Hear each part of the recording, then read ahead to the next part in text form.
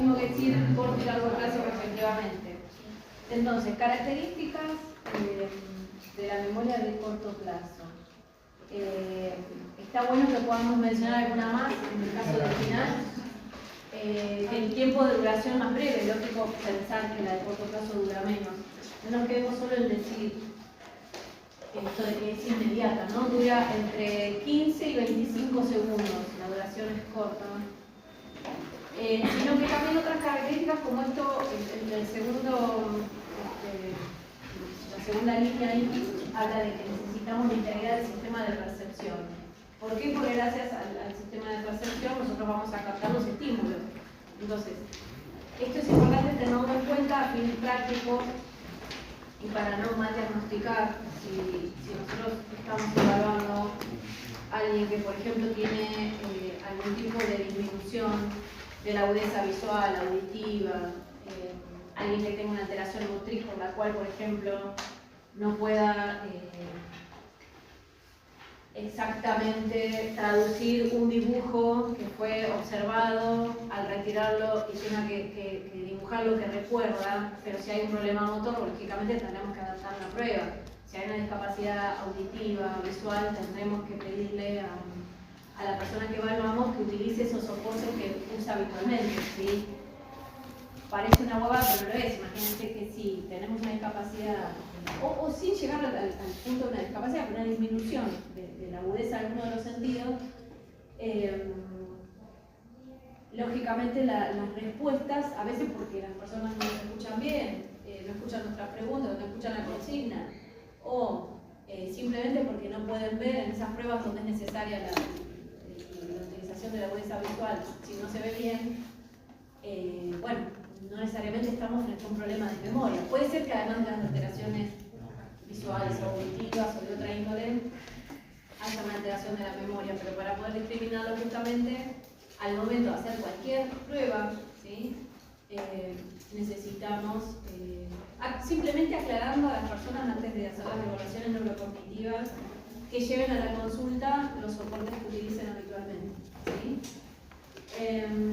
Bueno, George Miller fue quien introdujo este concepto del diagnóstico número 7, ¿no? Hace referencia a la cantidad de información, que decía que en esta memoria, en este sistema de memoria primaria o de corto plazo, podíamos nosotros almacenar información, incluso pudiéndola agrupar en unidades de información, ¿no? Eso facilita, por ejemplo, las redes técnicas, o en algún momento cuando se usaban los teléfonos de línea, fíjense que la mayoría de los teléfonos en principio eran de 7 cifras, esto facilitaba el poder recordarlo. Ya no tanto ahora que necesitamos eso con el celular, porque una vez que grabamos los contactos ya no necesitamos memorizar los teléfonos, pero antes por lo menos memorizábamos los teléfonos que utilizábamos más comúnmente. Bueno, de ahí que ustedes en anatomía, mencionábamos anatomía, tendrán algunas reglas mnemotécnicas por las que 7 palabras pueden derivar cada una de ellas en una frase, dentro de esa frase cada palabra deriva a su vez, ¿no?, en nombres de ramas, de arterias, de nervios, bueno, todo eso que yo ya ni me acuerdo porque no entró en desuso, digamos. Bueno, la memoria primaria es fundamental saber que es lábil, o sea, es muy susceptible de interferencia, ¿sí? Entonces, la información, ¿ya estamos? ¿Alguien más se tiene que aclarar? Después yo ahora chequeo cuántos son y antes de irnos les digo qué hacer. O sea que si en el proceso de codificación de esta memoria yo tengo una interferencia, probablemente esa memoria ni siquiera sea almacenada, ¿sí? Entonces, eso también es importante tenerlo en cuenta, porque a veces cuando detecto alteraciones en la memoria primaria, no necesariamente estoy ante una pérdida de información que de alguna manera fue almacenada. A veces simplemente el déficit, o mejor dicho, no es tanto el déficit atribuible a una alteración de la memoria primaria, sino a una falla atencional, que es lo más probable, ¿sí? Por ejemplo, alguien que está, cosas de todos los días, bajo un estado de intoxicación farmacológica, medicamentosa, o cualquier tipo de tóxico, alcohólica, la contra común, podemos encontrar, o alguien que esté con una fatiga crónica, lo que hablamos el otro día, ¿no? Alguien con un nivel atencional descendido por fatiga crónica. Lo más común, recontra común en salud mental de ver, pero también en atención primaria, los estados de ánimo, las personas que padecen estado de ánimo depresivo, si se constituye una depresión mayor, tienen tanto alteraciones de estado de ánimo de esta persona como alteraciones cognitivas, que hoy día para nosotros son muy relevantes porque alteran mucho la calidad de vida, más allá del estado anímico. Entonces, el descenso atencional, la dificultad para concentrarse de la persona que atraviesa un estado depresivo, lo mismo que quien tiene una intoxicación, que tiene un mal descanso y arrastra esa fatiga crónica. Estas personas directamente tienen una atención primaria muy larga, ¿sí? Entonces esa información no llega realmente a consolidarse. La memoria primaria es una memoria declarativa, o sea, los contenidos de esta memoria yo los puedo explicitar, los puedo explicar. Si se pierde esta capacidad de aprender, podríamos estar ante lo que se llama una amnesia anterógrada, ¿sí? El ejemplo que van a encontrar en muchos libros de psicología y de neurociencias es el caso de H.M. ¿Alguien conoce a H.M.? Una vez me dijo una alumna y varios asintieron en Doctor House, una serie que bueno, no es tan contemporánea, pero creo que la están dando. Hay un capítulo de un caso similar. Bueno, H.M. algunos reportan que fue la persona a la que más test de memoria se le hicieron. Era un paciente en realidad con una epilepsia refractaria a los tratamientos farmacológicos, que tenía una pobre calidad de vida porque tenía... ¿Cómo? No, yo pensé, pero que murió y tenía su cerdo para estudiar. HM y probablemente, puede ser, no sé ese dato. Ah, mira. Bueno, HM tenía entonces convulsiones a diario, eran convulsiones muy deteriorantes. Ustedes saben que las personas con epilepsias refractarias severas, yo tengo una paciente así en el hospital, hoy estaba en guardia clínica justamente. Bueno, cuando tienen a veces 2 o 3 esquemas farmacológicos incluso combinados y esto no produce el cese de las descargas, se van generando, ¿no? La persona puede presentar con el tiempo un cuadro de organicidad, pero se va deteriorando las capacidades cognitivas. Bueno, en el caso de él, se decide hacer una neurocirugía. Ustedes saben que se hace, hoy día también se hace con otras técnicas, otras técnicas de estudio, o sea, la calidad de los estudios hoy día previos a la cirugía y las técnicas quirúrgicas, todo ha avanzado tanto que ya es raro que suceda esto por una neurocirugía. Pero en esa época, imagínense, se sacaba, se extraía, como se hace ahora, el foco epileptógeno, o sea, el foco que descarga de manera errática, ¿no? Es como sea parte del tejido que se automatiza y descarga la convulsión. Bueno, se extrajo en el lóbulo temporal, tenía HM esta dificultad bilateralmente. ¿Y qué situación se encuentra su equipo y él mismo, pobrecito, una vez que atraviesa la cirugía? Se recupera, cesan las convulsiones, o sea, fue efectivo el tratamiento para su cuadro de base, digamos. Pero la gran novedad fue que, además de una pequeña amnesia retrógrada, o sea, de las horas o días previos a la cirugía, en él lo categórico fue la dificultad para grabar nueva información. O sea, su memoria a corto plazo quedó sumamente afectada. ¿Cómo se dieron cuenta? Bueno, básicamente porque él, cuando vivía un evento nuevo, por ejemplo, esto de que se le presentaba a un profesional de la salud a quien él veía por primera vez, el segundo día, el tercer día, esta persona tenía que volver a presentarse porque él los desconocía. O sea, ahí empiezan a estudiarlo y se dan cuenta. Él sí tenía la memoria autobiográfica, o sea, se recordaba de quién era, dónde había nacido, por qué lo habían operado, que había decidido operarse, todo eso lo recordaba.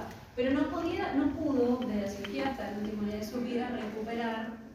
Ahí, si bien siempre aclaramos que no tenemos que, ya hoy día un poco la propuesta de las neurociencias es que no seamos tan localizacionistas, no en tal área se ubica tal función y solo ahí, que el cerebro trabaja en red, pero es cierto que hay áreas que son fundamentales para ciertas funciones y se empezó a asociar, ¿no? Esto que sucedió el siglo pasado, bueno, ¿no? Fue el caso, como hablábamos otra vez, un reporte de un caso muy categórico a partir del cual se elaboraron un montón de hipótesis. Una de ellas es, bueno, que había en el lóbulo temporal bilateralmente áreas importantes para la consolidación de la memoria primaria o de corto plazo, ¿sí? Entonces empezaron a asociar el lóbulo temporal o estructuras del lóbulo temporal con la memoria de corto plazo. Porque la semántica la semántica no sigue intacta, claro que sigue intacta. Claro, tal cual. Dentro Dentro de la secundaria o largo plazo, bueno, la duración, depende a quién le preguntemos cuánto dura. Ustedes ven que a quienes nos dicen que, bueno, es que dura toda la vida, es nuestra memoria autobiográfica por la cual sabemos esto que les decía recién de H&M, quiénes somos, dónde nacimos. Bueno, no nos acordamos de eso, pero nos acordamos que nos contaron que, bueno, nacimos en tal lugar, fuimos al colegio, algunos recuerdos los tenemos más claros, otros menos claros. Tenemos en los recuerdos y los recuerdos, igual, ustedes saben, ¿no? Nunca es el recuerdo original. No es siempre el mismo recuerdo. Cada vez que recordamos algo, creemos que recordamos el estímulo original y en realidad estamos reconstruyendo siempre un recuerdo. Pero bueno, no quiero desilusionar. ¿Dice que esa superación se llama lobotomía, no? La lobotomía era más la que se superaba antes del siglo pasado. Sí, se hacía. Aunque no lo creas, sé de un caso que se hizo hace, no voy a decir dónde, increíblemente ya está prohibido, excepto alguna cuestión, no sé, tumoral, supongo. Si hay alguna situación clínica en la que se pueda pensar eso, ya no se hace más para el tratamiento de patología psiquiátrica grave, en algún momento se hacía, neurológica o psiquiátrica grave, severa. Sí, han llegado a sacar lóbulos enteros en una época, tremendo. Pero sé de un caso en un hospital de Capital que se hizo hace, cosa de un año más o menos, increíblemente. Muy polémico, no voy a dar más detalles, pero se supone que no se hace más, que no está permitido. Si hubiese un caso así, tendría que ir al comité de ética, sin duda, ¿sí? Y a un comité científico que evalúe, un comité interdisciplinario que evalúe el costo-beneficio de una decisión así. Bueno, ¿cuál es la diferencia más allá del tiempo? Lógicamente, la memoria a largo plazo dura más. ¿Cuánto? Y bueno, puede ser minutos, horas, días, años, toda la vida. ¿Qué es lo categóricamente distinto más allá de la duración? Esto que dice ahí, hay síntesis de proteínas y activación de genes. ¿Sí? Entonces, cuando hablamos de síntesis de proteínas, hablamos de aquellas proteínas, ¿se acuerdan que clasificamos la primera clase? Dijimos, bueno, el ADN que tenía que ver. Claro, se sintetizan proteínas de diverso tipo, ¿no? Estamos hablando de aquellas que forman parte de la neurotransmisión, de todo el proceso de neurotransmisión, ¿sí? Receptores, neurotransmisores, todos los mediadores químicos que intervienen en un proceso de activación neuronal. Esto es lo diferente, digamos. Por eso, importante recordar que cada vez que nosotros evocamos un recuerdo, estamos activando genes, estamos sintetizando proteínas, y que cuanto más veces nosotros evoquemos ese recuerdo, como cuando estudiamos un material muchas veces, o como estos recuerdos que son más de la infancia, de la época temprana, por eso incluso alguien mayor que curse un deterioro cognitivo, que esté en un proceso de dementización, tal vez algún recuerdo mientras se da ese proceso y se van perdiendo memorias, pero hay recuerdos de la infancia, tal vez haya pasado con abuelos o con papás o tíos de ustedes, que ustedes escucharon algunos relatos cuando esta persona no estaba deteriorada, pero después pasa el tiempo, la persona se empieza a demenciar y ese recuerdo lo siguen relatando igual o muy similar, ¿sí? Pero son estos recuerdos que muchas veces evocaron en su vida, sobre todo estos recuerdos tempranos. Entonces, la estimulación de esos circuitos, de esas redes neuronales, donde quedó la impronta de ese primer estímulo, claro, son circuitos que están activos, que están muy saludables, que están bien, esas sinapsis tienen una red tridimensional muy rica, entonces cada vez que yo evoco esa red mejora, la conexión entre esas neuronas mejora, ¿sí? La mielinización de esas neuronas, de los axones de esas neuronas, se mantiene saludable, entonces eso es evocar una y otra vez. La memoria secundaria es un proceso en general consciente, ¿sí? Ahora volvemos sobre eso. Si se pierde, se produce el cuadro de amnesia retrógrada, que ustedes lo van a ver en distintos cuadros. El Wernicke-Korsakoff es un cuadro de déficit producido, que además de sintomatología neurológica de tipo motora, también tiene alteraciones cognitivas. ¿En quiénes lo van a ver? Muy comúnmente en las personas con alcoholismo crónico, ¿sí? Las personas etilistas tienen por ese consumo, un déficit de tiamina, ¿sí? de la vitamina B1, también de otras, por supuesto de otras.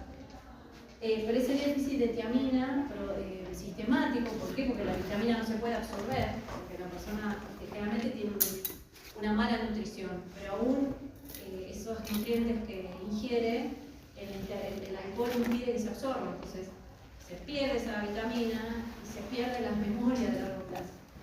Entonces son estos pacientes que realmente pierden cantidad de información, incluso autobiográfica, y que tienen un relleno confabulatorio, o sea, tienen enormes lagunas, no solo las vinculadas en los periodos de intoxicación, yo les decía, con cualquier sustancia, lo mismo que cuando tenemos el traumatismo de cráneo, en estados de confusión mental, uno puede tener falta de registro y ahí hay una alteración de la memoria a corto plazo.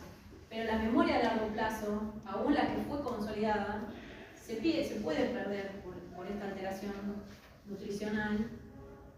Y ahí es donde en el relato la persona tiene un relleno confabulatorio donde nos relata cualquier cosa, que puede ser disparatada o no. A veces si uno no tiene la posibilidad de cotejar esa información con un familiar o con la historia clínica, uno incluso puede, si no es alocado el relato, uno incluso puede creer que nos están diciendo la verdad. Pero es esto del inventar, no es un invento consciente, no es voluntario, ¿sí? Esta confabulación no es intencionada, sino que la persona rellena con un discurso de algo que en realidad no sucede. Generalmente se diagnostica porque el paciente viene, ya le digo, con una alteración motriz, viene con una ataxia, una incoordinación motora, es una presentación muy característica con el biotipo, la desnutrición y, bueno, si está en estado de intoxicación o alguien puede aportar ese dato, va a ser más claro el diagnóstico, pero si nos damos cuenta, con esto es un cuadro que se va instalando con el tiempo porque habla de un consumo problemático extendido en el tiempo. Imagínense ustedes la gravedad del consumo a corta edad. Durante todo ese proceso que vimos la otra vez, dijimos que si nuestro sistema nervioso central tardaba 25 años en alcanzar su punto de mayor exquisitez estructural, ¿no? En cuanto a especialización de las neuronas, dijimos, ¿no? También la pérdida de unidades en todo ese proceso que es fundamental, toda esa apoptosis y muerte celular. Bueno, si durante todo ese proceso hay tóxicos presentes, esto lamentablemente desde todos los días en el hospital de ver, estamos asistiendo a población joven, digo joven, menos de 20 años, con ya un deterioro cognitivo avanzado, ¿sí? Con una funcionalidad desde su perfil cognitivo similar a la de personas de 80, 90 años. Es tristísimo. Yo lo cuento, pero la verdad me preocupa un montón. Lo vemos nosotros, sobre todo, bueno, las unidades de atención de niños y adolescentes también, pero nosotros que internamos personas de 18 años en adelante, cuando los consumos cuanto más tempranos son los consumos, sobre todo el alcohol porque es una sustancia, el resto también hoy día se consigue fácil, pero el alcohol es de venta libre, entonces es fácil el acceso. Y bueno, los consumos vienen siendo cada vez más tempranos, ¿no? Antes nos sorprendía escuchar 12, 13 años y ahora estamos escuchando 8, 9 años. Por lo menos el consumo declarado. No sabemos si no empezaron antes. Pero lo que nos dicen cuando preguntamos a qué edad, 8 o 9 años. Es difícil, porque la verdad que nos encontramos con algunas personas con estos etilismos instalados de muy jóvenes que no pueden retener a veces fácil, no pueden prestar atención a las entrevistas. Y no hablo de estado de ebriedad, sino por este otro deterioro del que estoy hablando. Les cuesta mantener un diálogo, concentrarse en la entrevista. Acá no es por un tema de uso excesivo, como podemos ver por ahí en otras poblaciones, ¿no? El uso excesivo de de pantallas, acá es otra cuestión, ¿no? Bueno, la noticia, si se quiere, dentro de este panorama tan triste, es que si hay un punto, si nosotros podemos intervenir y llegar antes del punto de no retorno, de este deterioro, con la suplementación vitamínica. Lo traigo ahora, que ustedes todavía no están haciendo clínica, pero es algo que lo tenemos que tener como siempre, siempre, siempre en la mira. Si nosotros hacemos el diagnóstico de amnesia retrógrada, siempre da la vitamina. Siempre da la vitamina, que viene inyectable y viene bioral. Generalmente damos, si el déficit está diagnosticado y tenemos disponibilidad en el hospital, es otro tema. Sí. Profe, ¿se puede estipular el punto de no retorno o es depende del individuo? Claro, está bien la pregunta, te dejo. Y no depende del individuo, porque ahí depende, obviamente, la gravedad del consumo, digamos, a qué edad empieza, qué intensidad tiene, qué consume, ¿viste? Si bien no aconsejamos ningún tipo de alcohol en edades de personas muy jóvenes, pero es lo mismo el consumo de cerveza que el consumo de vodka. Estamos viendo ahora, los pibes, bueno, ya ustedes lo deben saber, en las previas ya arrancan con bebidas blancas pesadas, ya no es más la mezclita, el kit, en mi época éramos inocentes totales, hacíamos mezclita de juguito con algo, no, ahora se mandan vodka, se pasan la botella sin diluir y se mandan, es muy heavy. Entonces obviamente no es lo mismo una bebida blanca, whisky, no consumen whisky los adolescentes a pasto. Entonces claro, depende de qué, de la frecuencia, ni hablar, ¿no? Esto de diluir con agua, no existe eso, así como los ingresos a veces son en la guardia, se ve todos los días, coma alcohólico directamente, porque el famoso se la ponen en la pera y entran en coma. Esto era antes, cuando yo estudiaba la de ustedes, iba a las guardias en los hospitales, veíamos un coma etílico cada tanto y en general era el o la alcoholista crónica, personas grandes. Ahora el coma alcohólico lo vemos en adolescentes y a veces en algunos niños. Eso es re preocupante. Entonces, cuanto más temprano empiecen, peor. Mayor deterioro. Cuanto más graduación alcohólica tenga la bebida, peor. Y generalmente que no es solo alcohol. Entonces suele ser alcohol, más marihuana, cocaína, pastillas, porque la onda es mezclar, el alcohol con las pastillas, las famosas pastillas del abuelo, las pastillas que le sacan a algún familiar o que se compran en el mercado negro, que hay de todo. Entonces se mandan las benzodiazepinas y a veces lo más alocado, por eso, pastillas beta bloqueantes, riesgosísimo, ¿no? Mezclaron alcohol con un beta bloqueante, con una benzo, porque encontraron o consiguieron en la calle y se lo mandan, no importa para qué sea, porque la onda es ver cómo pega, ¿no? O van a poder competir entre ellos a ver a quién le pega antes, riesgosísimo. Así que depende de eso y depende de la reserva cognitiva previa de cada uno. También es eso, entonces es muy difícil extrapolarlo y sacar como una medida, a ver, bueno, cada persona, cuándo va a tener ese punto de no retorno, ¿no? Entonces un poco acá siempre la idea es, cuanto antes uno instale un tratamiento, por supuesto la desintoxicación, pero el tratamiento vitamínico específico, cuanto antes lo instalemos mejor.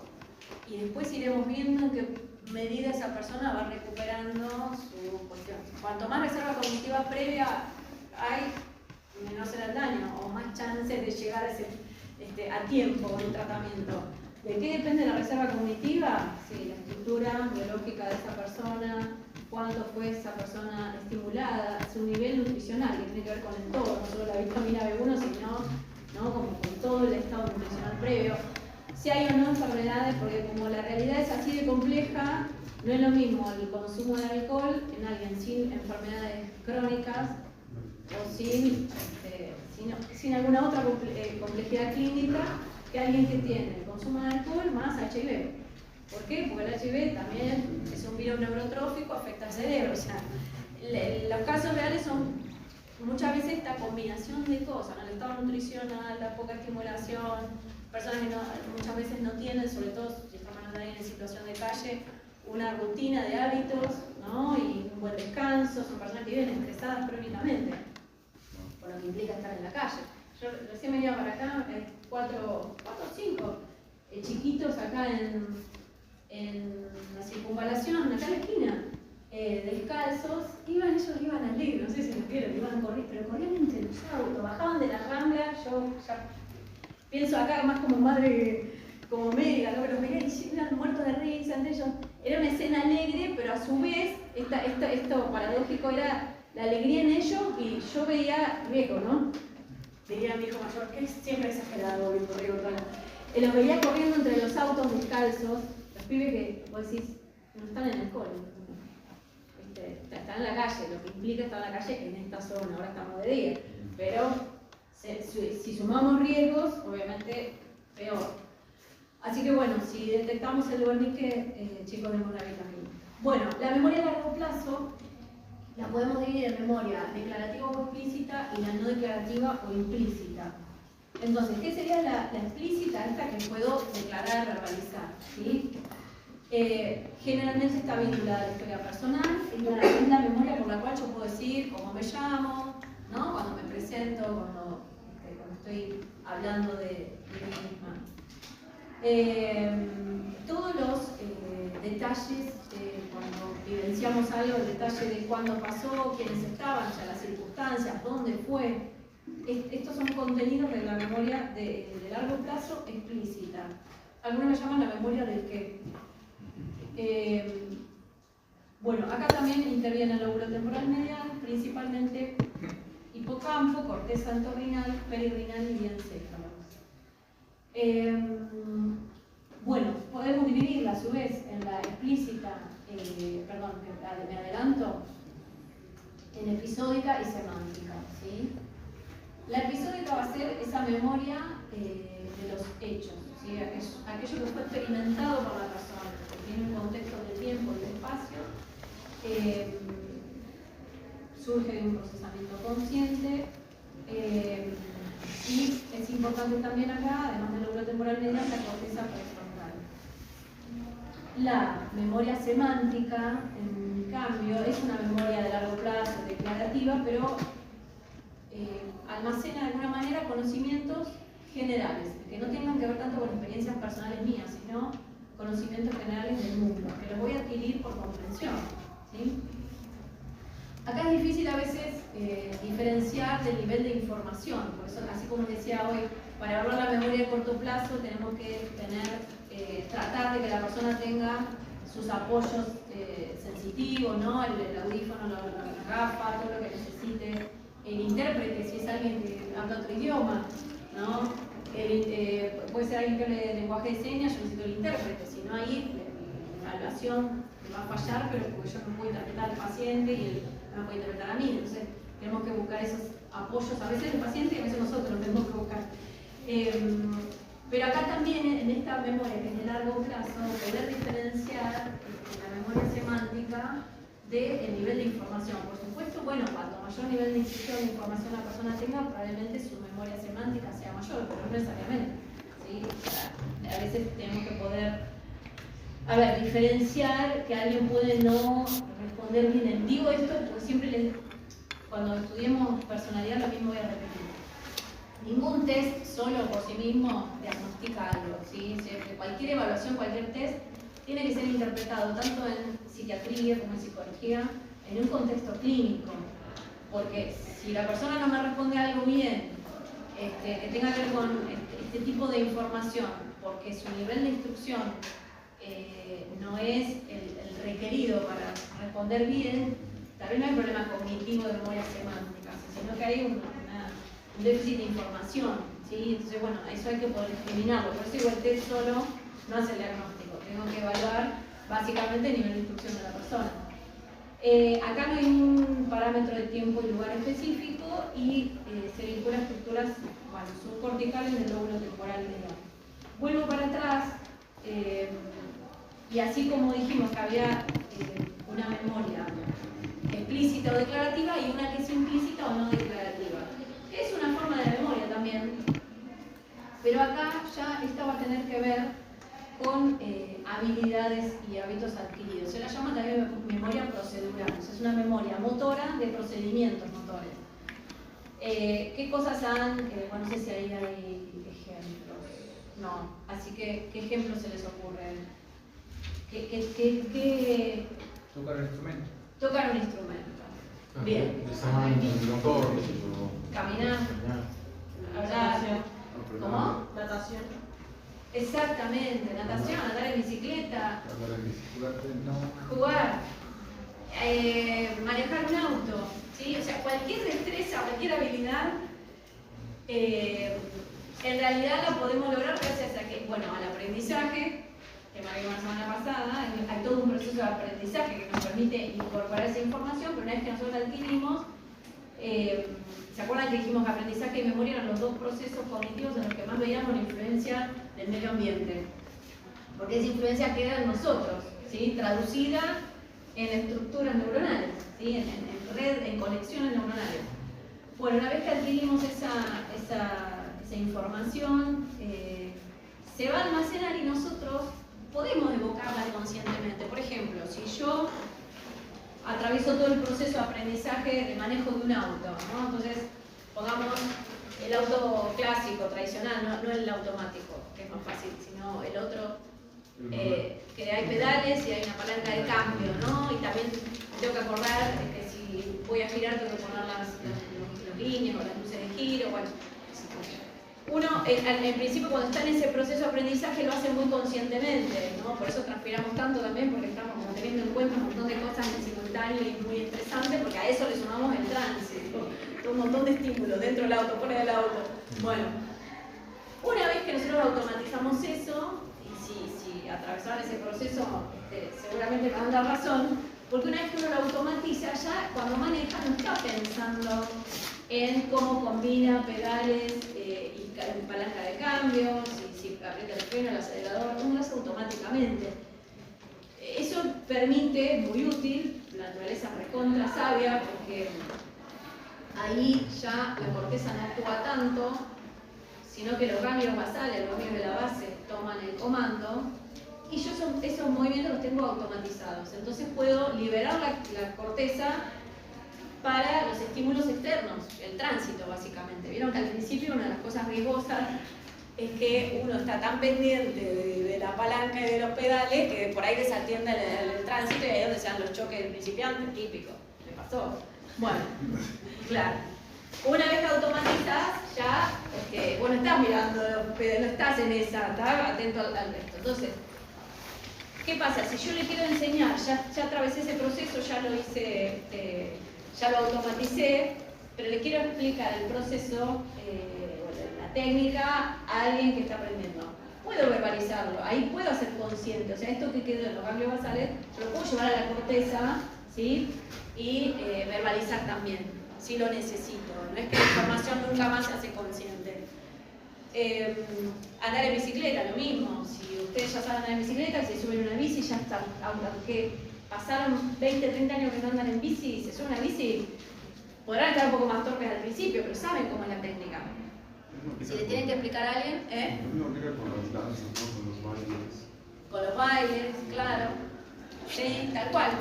Toda habilidad, toda destreza motora. Pero lo mismo, leer tiene una técnica. Nosotros lo automatizamos y ya ni lo pensamos, ¿no? Pero esta cuestión de ir siguiendo en nuestra lengua de izquierda a derecha, hay otros que leen de derecha a izquierda o de arriba para abajo. Bueno.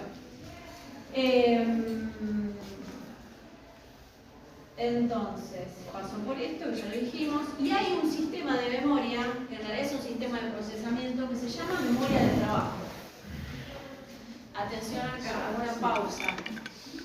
Tengo que respirar profundo para decirlo, porque colapso en el examen cuando mezclan, y pido a mis alumnos, por favor, que no confundan memoria de trabajo con la que acabo de comentar recién. Porque no sé por qué linkean algo, yo no sé si decirlo o no, porque por ahí lo digo y es feo. Recién hablamos de memoria de largo plazo implícita, ¿sí? Que es la memoria de habilidades. Estas memorias motoras que pasan, el comando lo pasan a tener los cambios de la base. Memoria de trabajo es un sistema de memoria que si yo, para algunos es una forma de memoria, para otros no, pero si la tengo que asociar. No. Pero si yo lo tengo que asociar a corto o largo plazo, me quedo más del corto plazo, ¿sí? Está más vinculada a la memoria de corto plazo. Porque esta memoria va a retener información durante un corto periodo de tiempo, pero es una información que está cambiando dinámicamente, es una información que mi cerebro va a ir modificando, ¿sí? Por eso cuando se le evalúa el test, lo que se hace es pedir, por ejemplo, que la persona reste, se da una consigna en el mini mental test, partimos de 100, la persona tiene que ir restando 7, al resultado restar 7, al resultado restar 7. Yo digo la consigna una sola vez y la persona, lo normal, digamos, lo esperable es que es difícil, al principio no creo que se pone difícil hacerlo en el aire. Son cálculos mentales, hay que hacer 5, 6 más o menos correctamente, es difícil. O deletrear para atrás una palabra, ¿sí? Pero es una memoria que usamos todo el tiempo cuando hablamos, cuando dialogamos, cuando intercambiamos información con alguien. Ven que dura menos de 30 segundos. Sí que está vinculado al sistema de alerta, por eso ustedes hablaban del SARA, por acá me hablaban del SARA, está vinculado al estado de alerta, recuerdo consciente. La idea es que se mantiene una representación visual o fonológica durante un corto tiempo mientras la vamos modificando, ¿sí? Todo el tiempo cuando resolvemos problemas, cuando dialogamos, cuando estamos razonando, usamos la memoria de trabajo. A veces les confunde la palabra trabajo y por eso no se quedan con lo motor y con la memoria implícita, pero no es memoria implícita, ¿sí?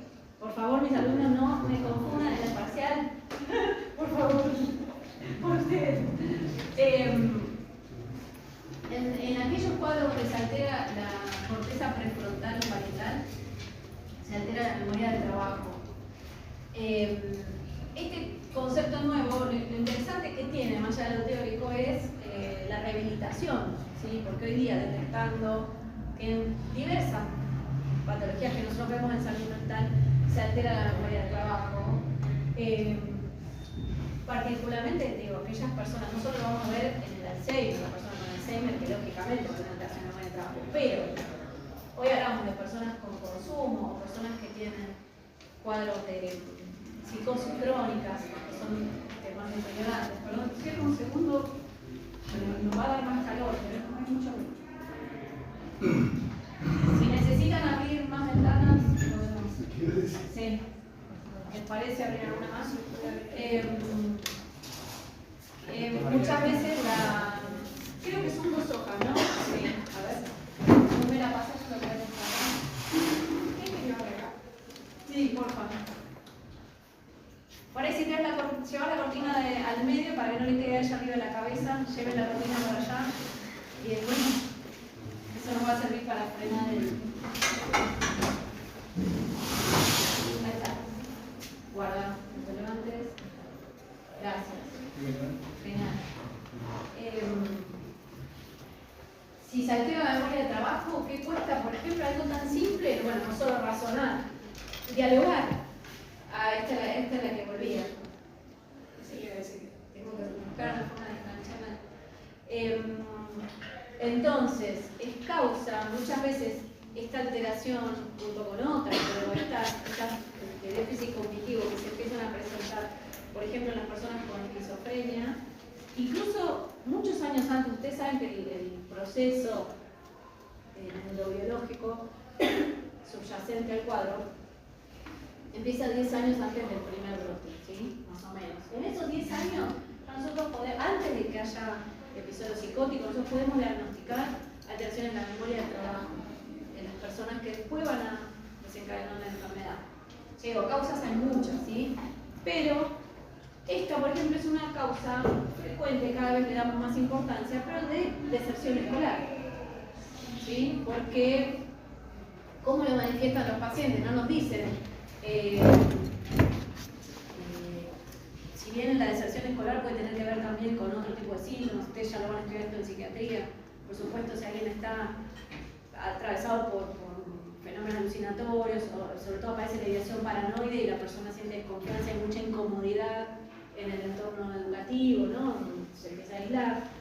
Pero cuando preguntamos por qué dejaron el cole, la mayoría nos dice, no nos van a decir porque mi memoria de trabajo no, obviamente, ¿qué nos dicen? Yo ya no iba al pedo, dicen los pacientes, iba al pedo, decidí no ir más porque la pasaba mal y además no entendía lo que decían los profesores. hablando en mismo idioma de toda la vida, ¿no? O charlaba con mis compañeros y no nos entendíamos. Si uno iba un poco más profundamente por qué no se entendían, muchas veces tiene que ver con esto, como que hay una imposibilidad de seguir lo que llama el hilo de la conversación, ¿no? Esto de el ida y vuelta, yo te pregunto o me preguntás. Cuando nosotros vamos respondiendo, no es que solo retenemos en el corto plazo la pregunta que la otra persona nos hace, sino que vamos elaborando en nuestra cabeza, vamos haciendo un seguimiento de esa conversación, en simultáneo pensamos en lo que ya hablamos, pero estamos infiriendo hacia dónde va la conversación, ¿no? Cómo va a seguir, y si me responde tal cosa, yo le digo tal otra, esto que hacemos sin darnos cuenta, ¿no? Cuando conversamos, se activan un montón de áreas, nosotros vamos representándonos esa conversación en nuestra cabeza, ¿no? Eso se dificulta mucho y complica la vida cotidiana de las personas que padecen esto. Bueno, simplemente como para ver que esto tiene una aplicación después práctica. ¿Qué se puede hacer? Más allá de diagnosticarlo clínicamente y haciendo algunos test, se puede hacer una rehabilitación neurocognitiva orientada a mejorar la memoria de trabajo, ¿sí? Ayudamos a las personas que se dedican a eso a prestar mejor atención, hay técnicas para concentrarse mejor, algunas ayudas que las personas se pueden dar a sí mismas para no aislarse a raíz de este déficit. Bueno, voy a otro tema, porque se nos pasan los minutos y tenemos ya que ir a otro tema.